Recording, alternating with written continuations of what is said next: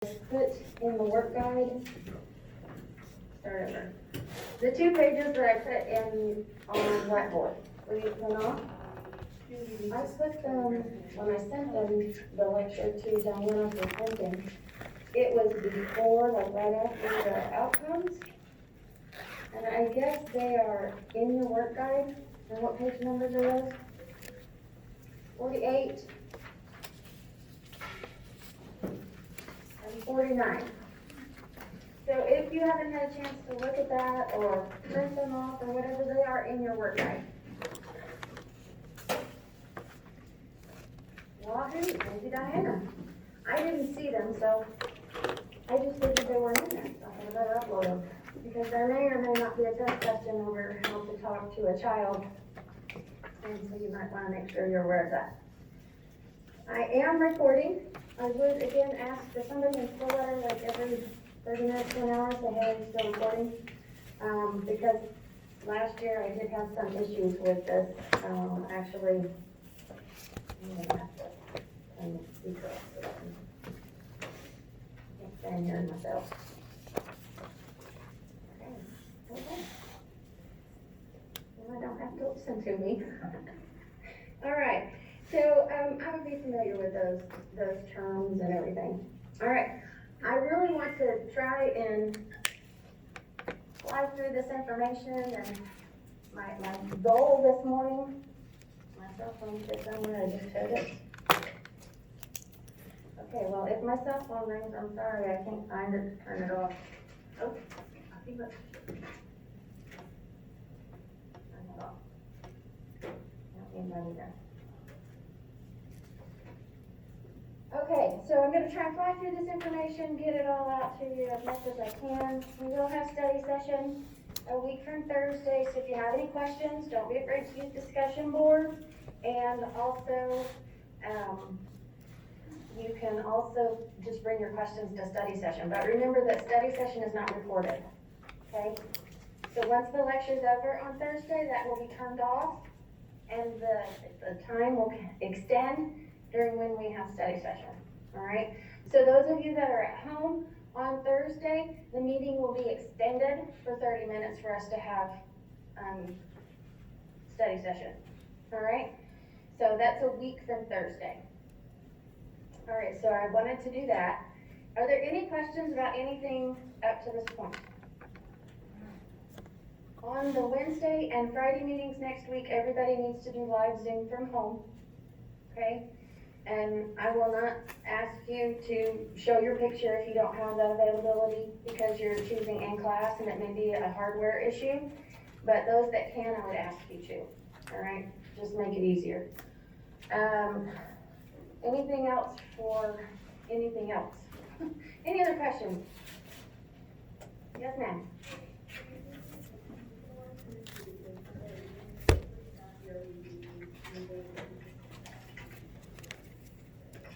You want to know exactly what you're doing?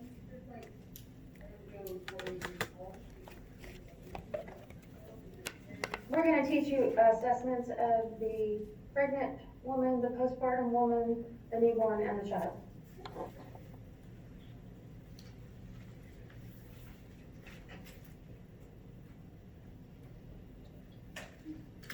All right, so let's get started.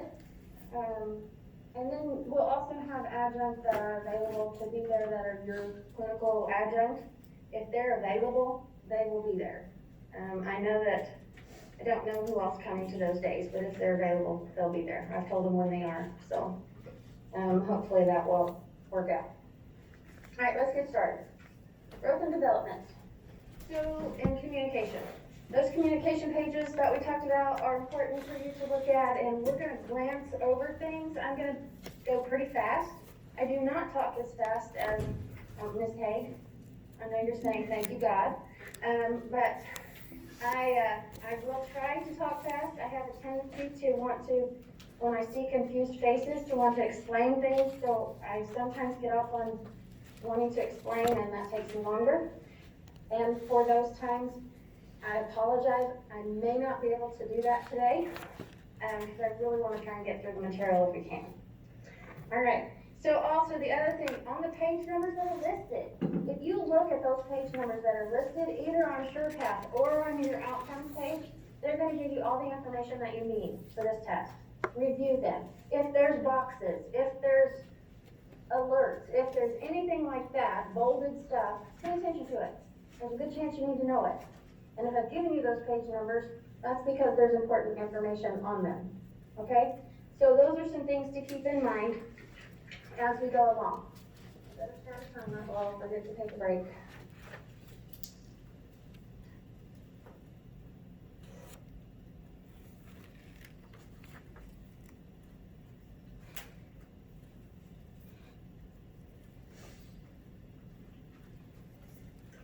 All right. Okay, so I'll get organized.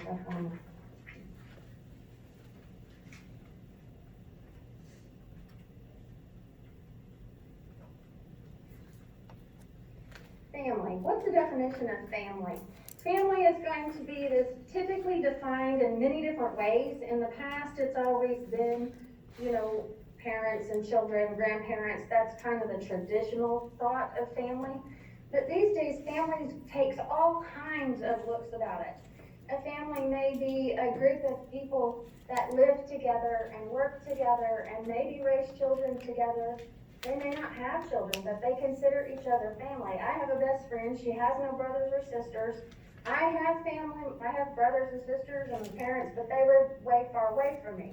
My sister's in Pennsylvania, my brother's in South Carolina, my parents, they live in Alabama, so I'm kind of here in Oklahoma by myself, and she doesn't have any siblings, and we are family. She's my sister. We've been friends for over 20 years, and she's my family. And her kids are my nieces and nephews, and my kids are hers, and so family can have a broad description. In general, we like to say that it really can be defined as an institution in which individuals related through biology or enduring commitments and representing similar or different generations and genders participate in roles involving mutual socialization, nurturance, and emotional commitment. That's found on page 15 of the book. Basically, we're coming together, we're supporting each other emotionally, we're nurturing each other's children and each other, we're raising and participating in all kinds of family activities and things together. We come together and we support each other. It is not necessarily defined by biology. It is not necessarily defined by specific roles even, okay? Family is just a group of people coming together in whatever, and that may look like biology, but it may not, okay? So just understand that there are all kinds of different families that work together and are a unit, and when you're taking care of children, that child's family may not look like what you think it should or what culture says it should. Does that make sense? Okay, so structures and types, and you're gonna basically look at, we have the traditional family with the mom and dad and the kids. We have a nuclear, and then we may also, with that traditional family, there's siblings and parents and all of that. We have a nuclear family composed of two parents and their children. It may be biologic, step, or adoptive, or foster. So therefore, that's kind of the nuclear family. A blended family or household, also called a reconstituted family, is usually one step parent, step sibling, or a half sibling. Extended family, that's where you have parents, grandparents, kids, everybody living together, aunts, uncles, whatever, you have that. Single parent family, that's where you have one parent raising children. Binuclear refers to parents continuing the parenting role while terminating the spousal unit. So binuclear means that typically they're divorced, but they're still raising the kids together in a structured environment that way. Sometimes we call it, it's also joint custody. Polygamous family. We've all seen the stories of the polygamous family where there's several wives and several children by the wives and all of that. Communal family is where we have several kind of small nuclear families or groups of people living together, all raising each other's children and taking care of each other. So that's another family. Then we have the lesbian, gay, bisexual, and transgender families, and that's another aspect of families where you have two parents of the same sex raising or children, or maybe a transgender person and a heterosexual. It just varies. Okay, so basically understand that family can come in all different structures and types. Typically in families, we have roles. We have a person within that family who is the caregiver or nurturer.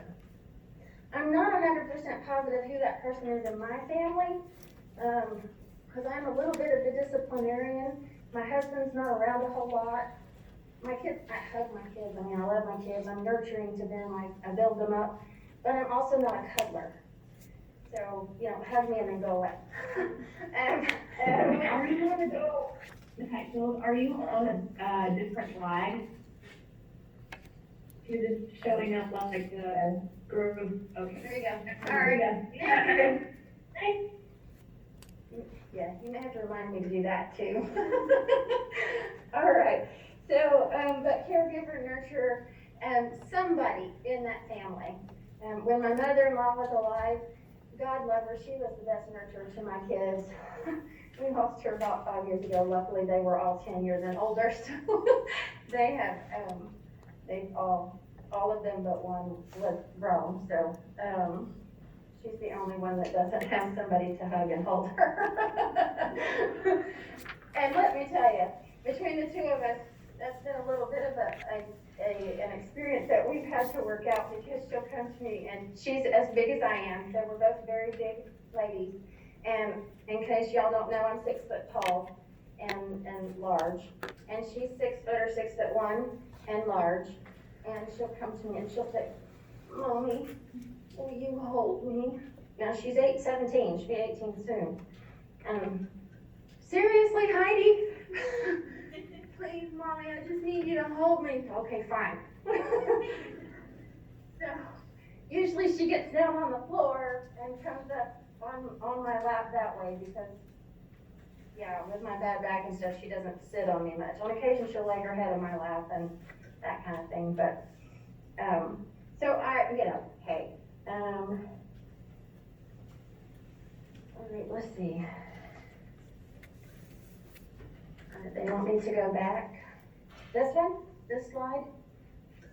Oliver, does that help? No, I thought that there was text underneath definition and structure types that we missed. So. Oh. Yeah, I don't have a lot of notes on my slide thing, so if there's notes, they may be from somebody else. Or something I'll put in there. Different types of parenting styles. Authoritarian is someone who tells the child what to do, sets very high expectations, expects them to do exactly what they're told, does not give very much grace or allow for the child to have much of their own things. They're very they punish a lot or discipline a lot. And then permissive is going to be let the child face the consequences of their own choices, let the child do what they want to do, and then they will learn on their own what's good and bad, because they will face the consequences of their choices, and they kind of a standoffish, not instructive in very many ways with the child. They just kind of want the child to do what they want to do, right? They're permissive. They let them do what they want to do. And then there's authoritative, which is kind of a combination of the two. They're going to ask them to do things and yet give them choices, okay? This is probably more of the ideal type of parenting. You want to let them kind of experience things, but at the same time, keep them safe. And so giving rules and setting rules allows to keep them safe, but then allowing them to make some decisions on their own and face some consequences of their choices also gives them the opportunity to recognize and not feel punished and belittled, and if they don't do everything exactly right. Does that make sense? So those are kind of the two different types of parents. And yes, there is a list of structure and types on page 18 and 19 in your textbook.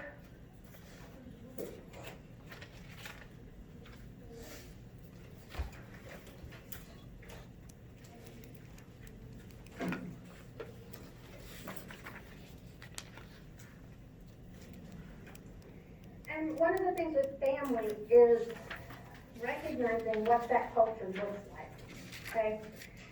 Culture is so many different aspects. We can say, my husband, God love him, is 100% German. His family heritage is traced clear back to when they came over on the ship from Germany or Luxembourg, that area. And so his thing lately is, I'm German, I'm of German heritage, I'm important too, in his movement, which is not very big except for to me because he's a farmer and out on his own all the time. But he says, hey, we all come, and I said, well, what about me? I'm an American mutt. I have no idea where I come from. I don't know. And so, anyway, we have this joke going on. But my point is that he is German, of German heritage. Okay, but we can take that into his ethnicity. His ethnicity is German. However, does his culture, does what he lived in or look like somebody who lives in Germany? No, they're very different, right? Just like if you have someone that's Marshallese or Egyptian or Hispanic or African American, depending on where they live and the things that they've embraced and brought into their families, their rituals and things like that, some of those things stick with them. My husband is Lutheran. He has always been Lutheran. He said, I was born Lutheran, I'll die Lutheran. That's a German thing. It really is. They're Lutherans. So he kind of brings that with him. So in this aspect, what I'm trying to get to is that we need to make sure that we're looking at all the areas of what their culture looks like, okay? What have they incorporated from the United States and where they live? What have they incorporated or excluded? What are their death rituals? What are the gender roles? Who is the person who makes the decision in their families? And that varies by culture. How do they communicate pain? Some different ethnicities, cultural aspects don't want you to cry. If you're hurting, you don't talk about it. And they teach their children that from a very young age. You do not express emotion, you do not show pain. So those types of things need to be looked at when you're caring for your child. Nutrition, what do they eat? What do they not eat? Are they vegetarian? All of these different things come into thinking about when we address cultural aspects, okay? So make sure that you're thinking about this, as well as religion and spirituality. Those all come together to create and affect this family and this child. And we must take them into consideration when we're caring for them. There are some pages in your textbook that I would make sure that you kind of look at some of the different religious and maybe a little bit of the ethnicity, but don't get carried away or think you need to know about every single race or ethnicity. That's not a big thing. I don't want you to memorize it. Just recognize some religions don't allow blood transfusions, right? And we need to take that into consideration. And some cultures don't want to look you directly in the face when you're talking to them, and they don't want you to. They think that's disrespectful. And so there's some of those things, a lot of times when we're speaking to a child, we're going to get down on their level and look them in the face. Well, that may make them very uncomfortable because in their culture, you don't look somebody in the face, right? So those are things to think about when you start thinking about culture. Be aware of your own feelings. Make sure you know how you feel about a different culture or race or whatever. And not only that, but same-sex marriages that are raising children. There are so many different aspects that religion. I did at one point have a patient, this was not a child, that they practiced Satanism. And they had stuff in their hospital room, and I did not personally feel comfortable doing that. And that's okay for you to say, I really don't want to be assigned to this patient. And that's okay. Be aware of your feelings, because I didn't feel like I could go in that room and feel comfortable taking care of that client. Okay? At the same time, there are a lot of things out there that we're not going to be comfortable with that sometimes we don't have a choice. and we need to go and take care of them. See, but at that time, Yes, I'm in. I'm sorry?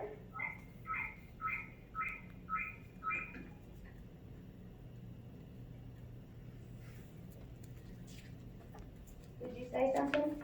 I didn't hear you.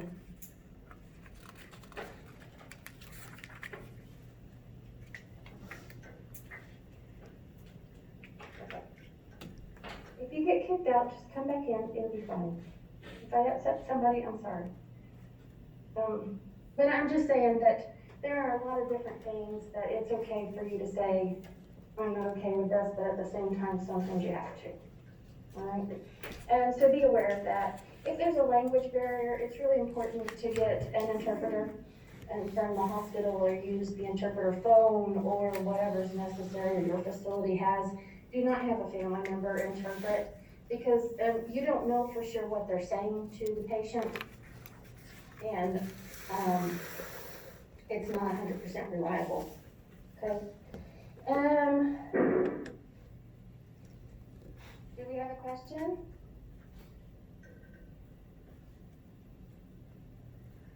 Okay. Again, cultural beliefs, make sure that you're discussing everything, see if there's any conflict in care and discussion, treatment. Be aware of your tone of voice. Be aware of your emotional expression. Recognize that sometimes when we get stressed, we carry this look on our faces that says I'm stressed, and children are really big at picking that up, okay? You need to be happy. You need to speak with an uplifting tone when you're approaching children, especially children that are in the hospital who are scared anyway. So make sure that you think about that every time you go into a patient's room. If you're stressed, don't carry that with you, let it go at the door, okay? Again, body language, eye contact, touch, use of space, expression. With this, when you're dealing with children, you have to be very careful. You want to not approach them too fast. You don't want to get in their space if they're scared. You want to give them time, talk to them, get on their level, and use expression. If you walk into a patient's room and you cross your arms and you look all stressed and you kind of stand to the side, you know, everybody, they're going to be like standoffish because they think you're mad or you're upset. So keep in mind your nonverbal language as well as the tone of your voice, okay? Always consider the developmental age, all right? Developmental age is not necessarily their chronological age, okay? So you may have a 14-year-old that has a developmental age of a 4-year-old because of their illness or developmental issues from birth. You may have, so be aware of that when you're thinking about talking to them. And that's where some of these communication pages come in mind. If you have someone that is at a different developmental stage than where they are chronologically, this will help you to know how to kind of talk to them, okay? The environment. Some children are very, very used to hospitals. If you have a child that has a congenital heart defect and has had to have surgeries every 3 to 6 months from birth, they're going to be used to the hospital. Now, there's two different ways that can look. They know that nurses cause pain, so they may scream every time you walk in the room.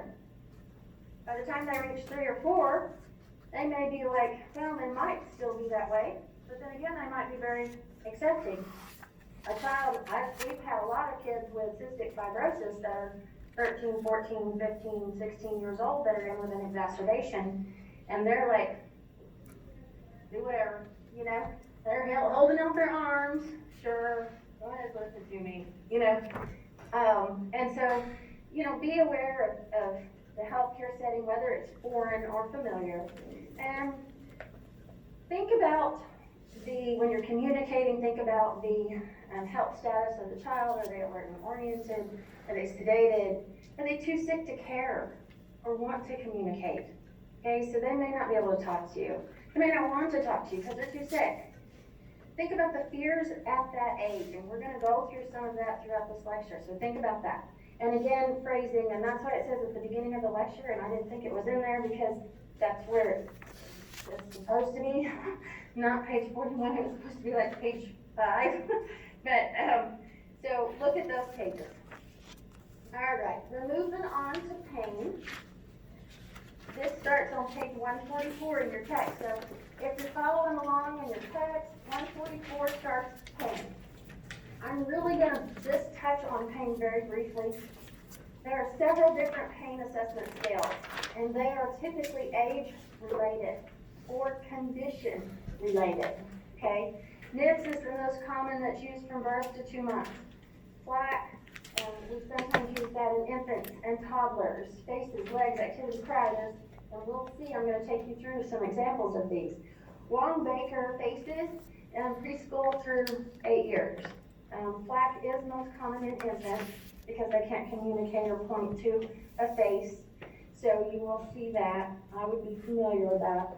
And then when they get 8, 9, 10, depending on how developmentally advanced they are and how much pain they've had in their life, they can start using the numerical 1, 0 to 10.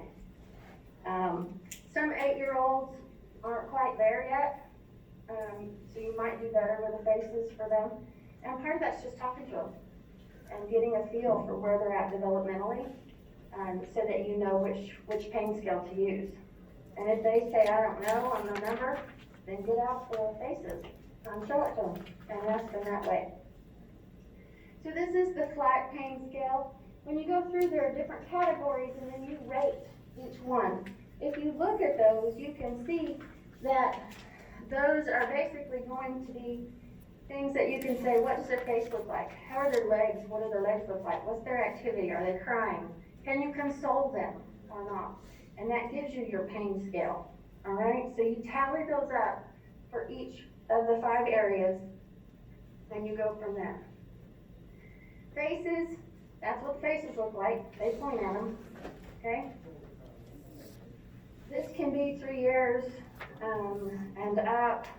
Some 2-year-olds that are really smart might be able to point at it for you. It just varies. You really have to take into account what the child and how well they're communicating and what you feel they're able to do. All right, so these are the ages of children. So whenever someone refers to a newborn, that's 0 to 28 days, okay? When someone refers to an infant, then that's 1 month to 12 months. Okay, the first is life as an infant. Toddler is 12 months to 3 years. Preschool is 3 to 6 years. School age 6 to 12, and adolescents 12 to 18.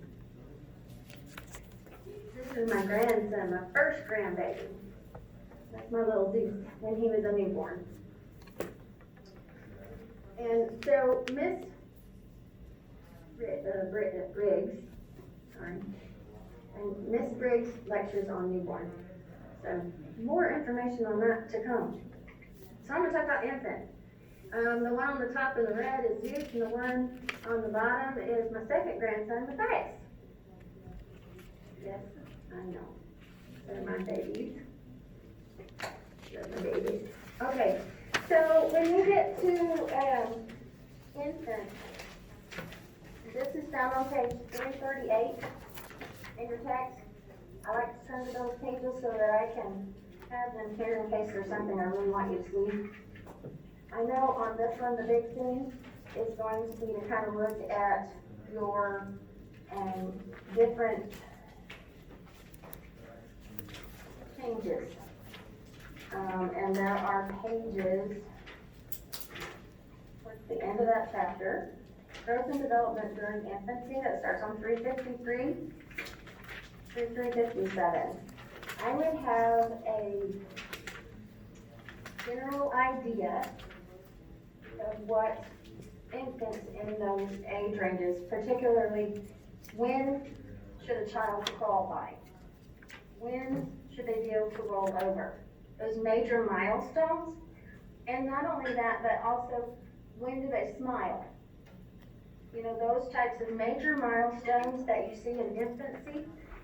Walking actually comes as toddler because we want kids walking by 14 months. Now, Here's a word of advice, guys, please listen to me. I have 4 children. I had 4 children when I came through this program. When I answered my test questions on this particular test, I looked at my children and answered the test questions. When should a child roll over by? Well, mine rolled over by this time, so that's gotta be the right answer. That is not the right answer. My kids did everything a little bit early or a little bit late. I mean, it was an average. By that point, I think most of them did stuff early, but it doesn't matter. You go by what the book says. Memorize what the book says. Listen to my lecture.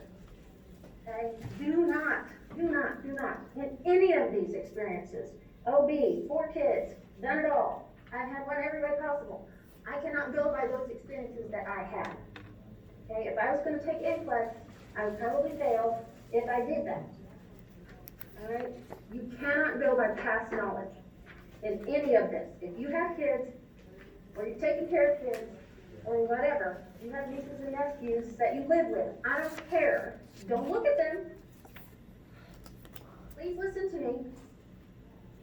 And that's something I hear all the time. Well, I was a teacher, and this is, no. What did I tell you in lecture? What was coded to you in lecture? Please, please, please. Go by the textbook and lecture, memorize it, know it. Don't go by personal experience. Okay, get off my box. So, and physical changes. Recognize they have rapid growth.